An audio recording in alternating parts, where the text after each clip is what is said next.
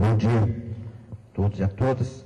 Eu quero também agradecer ao POX por este convite e a oportunidade de poder fazer esse exercício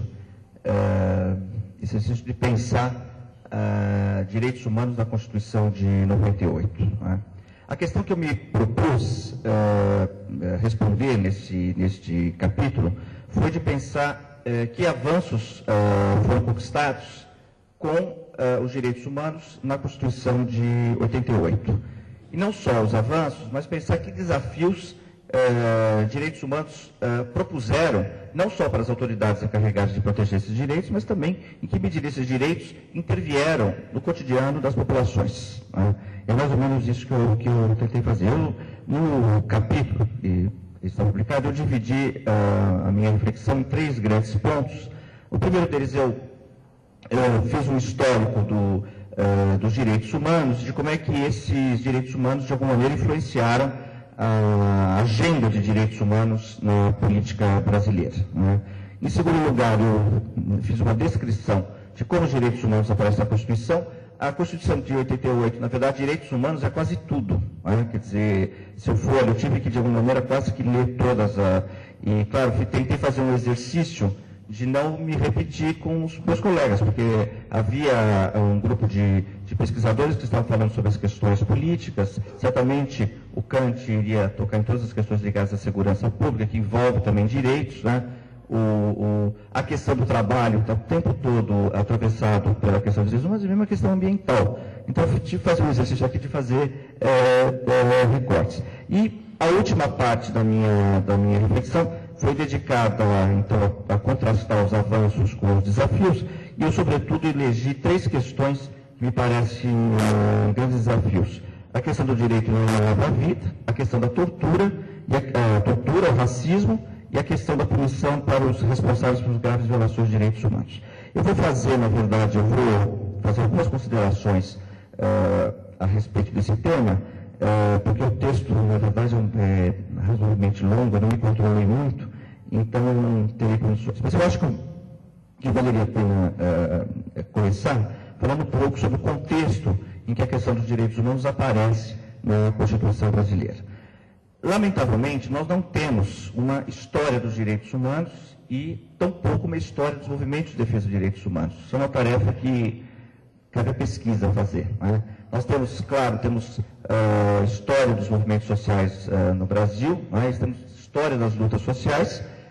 Nessas histórias dos movimentos e das lutas sociais, nós temos menções aos direitos humanos, mas nós não sabemos, de fato, se os direitos humanos é uma agenda recente na sociedade brasileira, data da Constituição, ou se é possível, por exemplo, encontrar demandas inscritas vamos dizer assim, dentro da lógica dos direitos humanos em períodos anteriores, inclusive, por exemplo, durante a resistência à ditadura do Vargas, durante os períodos de interrupção da normalidade democrática no Brasil. Então, isso dificulta, de fato, uma reflexão mais... De qualquer maneira, o que tudo indica é que a questão dos direitos humanos apareceu com maior intensidade na resistência, nas lutas e na resistência à ditadura militar instaurada com o golpe de 64. Né?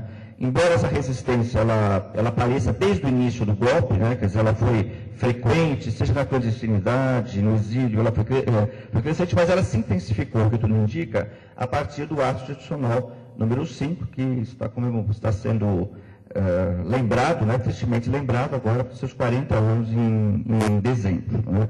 Então, nesse período, quer dizer, é no curso dessa resistência que vai se tornando cada vez mais importante, né? Vai se reacendendo o desejo da sociedade brasileira de retorno ao Estado de Direito à normalidade democrática, o que, de alguma maneira, ensejava a interrupção do ciclo de violência institucional e patrocinado pelo regime autoritário. Então, é nesse contexto de resistências que a questão dos direitos humanos apareceu. E é nesse contexto que se assistiu no país à constituição desses movimentos de defesa de direitos humanos, São Paulo, Rio de Janeiro, Belo Horizonte, Recife, Porto Alegre.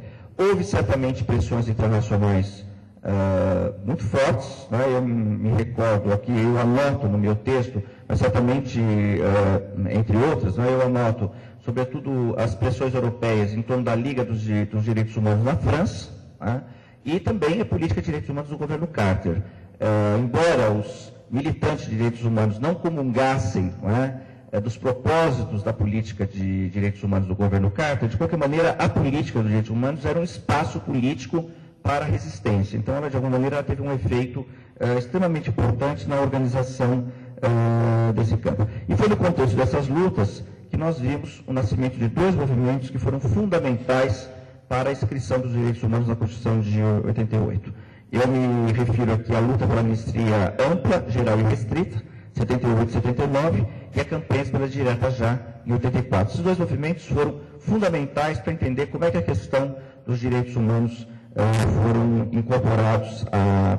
Por quê? Porque a agenda desses movimentos, ela incluía uma série de demandas que foram todas elas incorporadas à Constituição. Então, por exemplo, a inviolabilidade do domicílio, da correspondência, a proibição de prisões ilegais, o Instituto do habeas corpus, a garantia de ampla defesa aos acusados, a extinção de foros privilegiados, ou tribunais especiais para julgamento de crimes de abuso de poder praticados por policiais e autoridades públicas, a par das clássicas liberdades de ir e vir, de associação, anistia dos condenados pela justiça militar, o retorno à vida civil dos clandestinos e exilados políticos. Então, todas essas demandas que nasceram desses movimentos foram, de alguma maneira, escritas na Constituição.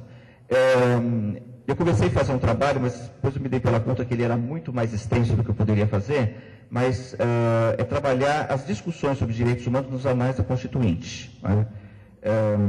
Infelizmente, eu não pude levar esse trabalho para frente, porque ele extravasava o tempo que eu dispunha para elaborar. Mas o que eu pude perceber nessas primeiras leituras, duas questões fundamentais. Quer dizer, uma dos debates estavam todos eles concentrados na questão da remoção do entulho autoritário. Né? Quer dizer, era necessário remover da Constituição tudo aquilo que, de alguma maneira, impedia a consolidação, a inscrição na Constituição dos direitos e garantias fundamentais. E um outro aspecto que chama muita atenção é o papel que os parlamentares, muito ligados de formação jurídica e muito ligados, por exemplo, às associações de defesa, né, a OAB, etc., tiveram neste papel, ou seja, de traduzir essas demandas dos movimentos sociais em fórmulas jurídicas. Foi um papel extremamente importante. E, claro, não é novo, não é? Quer dizer, desde a história da formação do Brasil independente, os juízes tiveram um papel muito importante, e nessa Constituinte eles persistiram, e eu acho que também é um tema muito bom para a pesquisa, saber como se deu a tradução dessas demandas da sociedade organizada, para as formas inscritas na Constituição. Um aspecto também que eu queria chamar a atenção é que neste período, não é? Quer dizer, data desse período também, no final dos anos 70 e início dos anos 80, uma certa coexistência de dois fenômenos que, vamos dizer, têm origens muito diferentes, mas que acabaram se cruzando. Né? Quer dizer, simultaneamente, as lutas pela redemocratização do Brasil, pelo retorno ao Estado de Direito, o Brasil começa a assistir à escalada do crime violento, né? Principalmente nas grandes metrópoles brasileiras, e uma intensificação da polícia no combate cada vez mais violento, mais arbitrário à criminalidade comum. Então, se cruzaram, de certo modo, duas questões que, na origem, aparentemente não eram as mesmas. A questão da segurança pública e a questão da defesa dos direitos humanos. E, claro, isso provocou um embate muito aceso em determinados momentos, ainda presente entre as chamadas forças conservadoras, que acham que, em nome da lei e da ordem, você pode agredir direitos fundamentais do cidadão, e muitas vezes os militantes de direitos humanos que acham que a segurança pública não deve, quer dizer, ela não pode... a segurança pública não deve lidar com o problema da repressão, ou deve lidar com o problema da repressão de uma maneira muito restrita. Então, esta fórmula, não é, entre pensar direitos humanos e pensar lei e ordem, da perspectiva dos direitos humanos, é uma questão que se mostrou tensa e que ainda se mantém tensa até hoje. A terceira questão que me chama muita atenção neste estudo diz respeito ao fato que a resistência à ditadura era uma resistência que, de alguma maneira, reconhecia que a ditadura tinha sido extremamente violenta com a dissidência política. Né? Perseguições, a suspensão de direitos, os banimentos, a clandestinidade. Né? Quando o Estado de Direito retoma, o que nós verificamos? Nós verificamos que uma parcela substantiva dos cidadãos e cidadãs brasileiras eram sistematicamente torturados, isso independentemente dos regimes de exceção ou dos regimes de normalidade democrática. Como diz o Paulo Sérgio Pinheiro, se reconheceu neste momento que no Brasil havia classes torturáveis, né? Quer dizer, cidadãos pobres, negros, né? Habitantes das periferias, né? das grandes metrópoles, eram sistematicamente violados nos seus direitos, e foi justamente a transição para a democracia que colocou em evidência que o problema dos direitos humanos não era apenas o retorno à normalidade, no sentido de eliminar a arbitrariedade contra a dissidência política, mas era o problema da arbitrariedade que, de alguma maneira, se generalizava para o conjunto de muitos cidadãos. E foi nesse sentido que a Constituição escreveu direitos humanos na coisa. Ela está, só para lembrar, eu vou agora fazer um breve resumo de alguns pontos, do ponto de vista dos direitos civis, que me parecem muito importantes. Né? Desde o preâmbulo, a Constituição da República Federativa do Brasil é nomeada como um Estado democrático de direito, fundado, além da soberania e da cidadania, na dignidade da pessoa humana e no pluralismo político. O artigo 3º indica, dentre os objetivos fundamentais, promover o bem de todos, sem preconceito de origem, raça, sexo, cor, idade e quaisquer outras formas de discriminação. Sob o ponto de vista das relações internacionais, orienta por preceitos escritos na Declaração Universal dos Direitos de 48, tais como a independência nacional, prevalência dos direitos humanos, autodeterminação dos povos, não intervenção, igualdade entre os Estados, defesa da paz, solução pacífica de conflitos, repúdio ao terrorismo e ao racismo, cooperação entre os povos para o progresso da humanidade e concessão de asilo político. Então, logo no início, quer dizer, a Constituição se escreve, né, no contexto das relações internacionais e no contexto da Declaração Universal dos Direitos Humanos de 1948. Há dois eixos que me parecem extremamente importantes na Declaração. O primeiro deles é o reconhecimento de que cidadãos e cidadãs são sujeitos de direitos. Né? Quer dizer, isso significa o quê? São sujeitos de direitos individuais, né? Sobretudo o direito à vida e o direito à propriedade de si, ou seja, de você não ser sujeito independente da vontade de outro, né? E também o sujeito coletivo, né? Então, que lhe dá acesso aos chamados direitos sociais e que, de certo modo, reconhece os cidadãos brasileiros como pertencentes à comunidade humana na sua versão internacional. Então, neste caso, não é o direito deste ou daquele indivíduo que está em jogo, mas é o direito de cada um em particular por sua nacionalidade e por sua cidadania. Essa é uma ideia muito forte que percorre os direitos humanos na Constituição de 98. O segundo eixo principal é o papel do Estado. Né?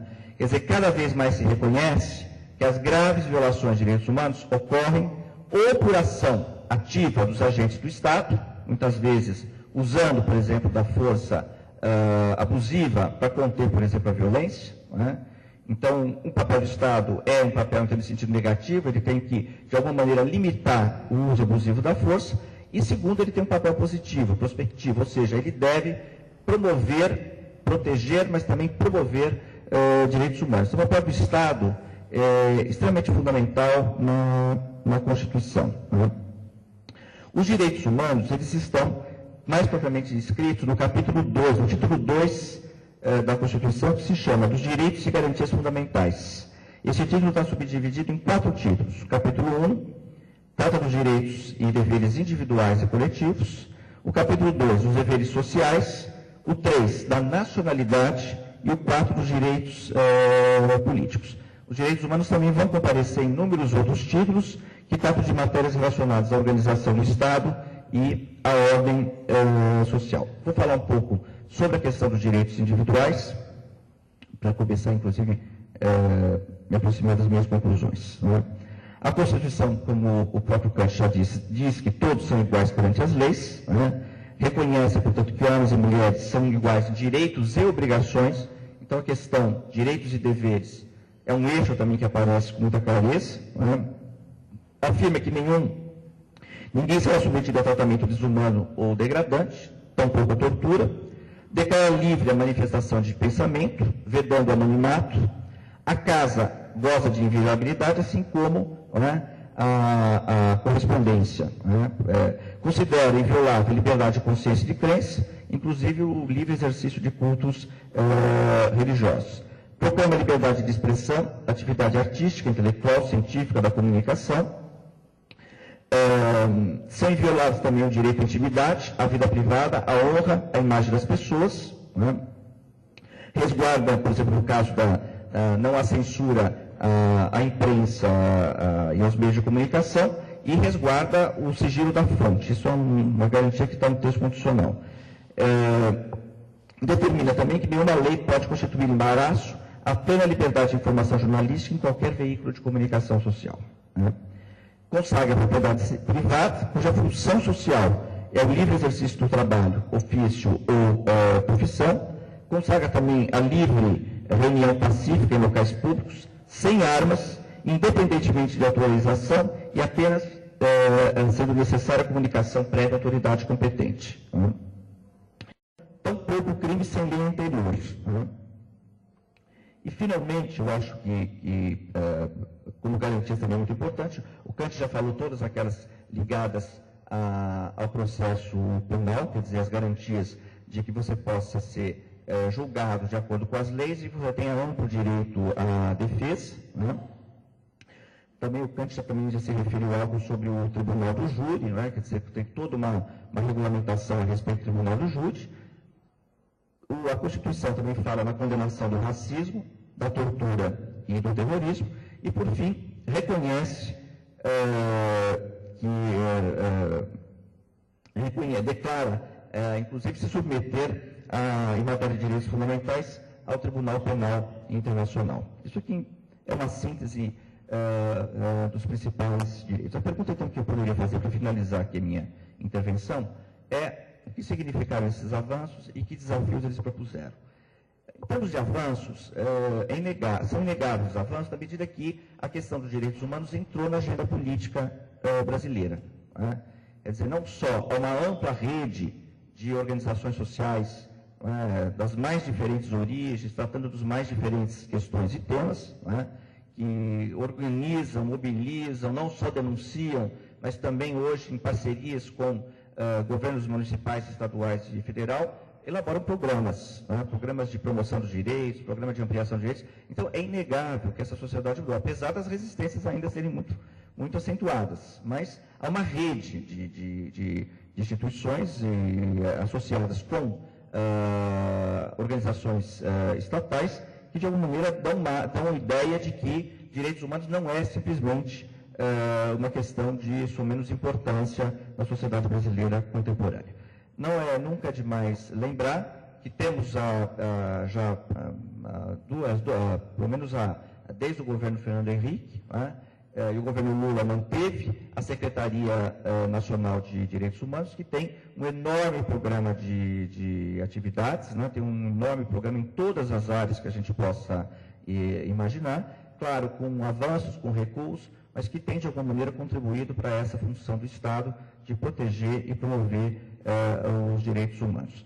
Também não podemos esquecer que o Brasil tem sido signatário dos principais acordos de defesa dos direitos humanos e que elaborou 2 planos nacionais de direitos humanos que vêm sendo, a cada 2 anos, sendo monitorados, né? Então, houve avanços. Agora, de qualquer maneira, é claro que esses avanços não significam que estamos no reino, no paraíso e na felicidade, né? Na verdade, há uma série de desafios que ainda são muito frequentes. Eu vou citar alguns deles, né? O direito à vida permanece escandalosamente desigual na sociedade brasileira, né?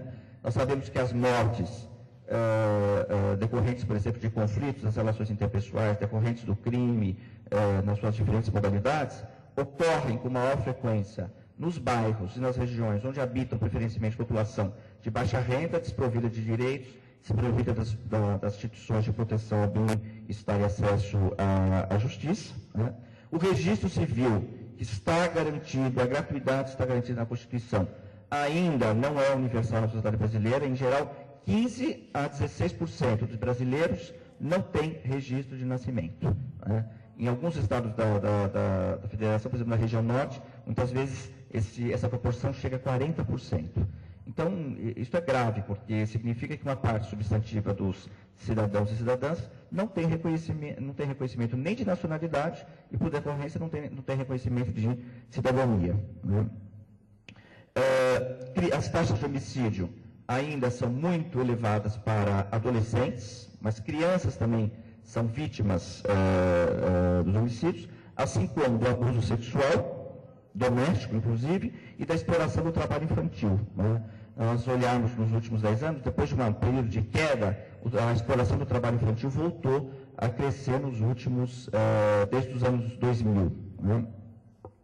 Trabalho escravo também teve um período de um declínio e agora voltou outra vez a ser reconhecido como um problema grave de proteção dos direitos humanos. Né? Bom, a violência doméstica e sexual contra mulheres continuam sistematicamente ocorrendo no nosso, apesar das leis que têm sido votadas e que de alguma maneira vêm sendo colocadas. Né? A questão da segurança pública, que o Kant já falou, quer dizer, a polícia continua cada vez mais usando abusivamente da força e os autores desses crimes não são levados a julgamento, raramente são levados a julgamento e muitas vezes eles não são, quando são levados a julgamento, a maioria das vezes não chegam a ser condenados. Por fim, eu queria dizer que a tortura continua sendo prática sistemática em todas as delegacias, estou dizendo todas assim no genérico, né? Mas é uma prática recorrente da Polícia Civil, e também algumas vezes da Polícia Militar no Brasil. Né? O relator especial da ONU para a tortura, Nigel Hodley, veio ao Brasil, fez um documento, isso no começo, no meio do governo Fernando Henrique Cardoso, e foi elaborado um plano nacional contra a tortura, mas esse plano ainda está, não se revelou ainda resultados, porque a tortura continua. O mais grave é perceber que hoje se dissemina a tortura, por exemplo, entre o crime organizado. Quer dizer, as quadrilhas, em geral, têm praticado sistematicamente a tortura contra os seus inimigos, contra aqueles que são, na verdade, julgados como inadequados para essa modalidade de criminalidade. O racismo ainda é muito forte, né? As taxas de vítimas de violência para a população negra é quase 2 vezes maior do que para a população branca. Né? A probabilidade de um negro ser assassinado comparativamente a um branco é 2,5 vezes maior. Né? E